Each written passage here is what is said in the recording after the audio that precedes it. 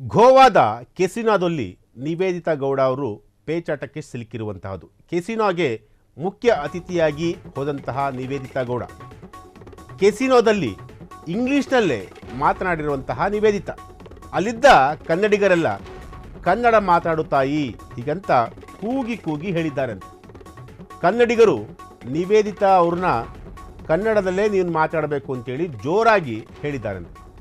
ಕನ್ನಡ ಮಾತನಾಡಲು ತಡವರಿಸಿದಂತಹ ಕನ್ನಡದ ಬೆಡಗಿ ನಿವೇದಿತಾ ಗೌಡ ಕೊನೆಗೂ ಕೂಡ ಕನ್ನಡ ಮಾತನಾಡಿದ ನಿವೇದಿತಾ ಗೌಡ ಕೆಸಿನೋದಲ್ಲಿ ದುಡ್ಡು ಗೆಲ್ಲಿ ಹೀಗಂತ ಶುಭ ಹಾರೈಸಿದ ನಿವೇದಿತಾ ಗೌಡ ಅವರು.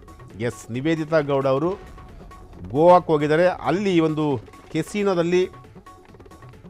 ಕೆಸಿನೋಕ್ಕೆ ಹೋಗ್ಬಿಟ್ಟು ಅಲ್ಲಿ ಕೂಡ ಕನ್ನಡ ಮಾತಾಡಲಿಕ್ಕೆ ಬಂದಿಲ್ವಂತೆ. ಕನ್ನಡ ಮಾತಾಡಲಿಕ್ಕೆ ಬರದೆ ಅಲ್ಲೂ ಕೂಡ ತಡವರಿಸಿದ್ದಾರೆ.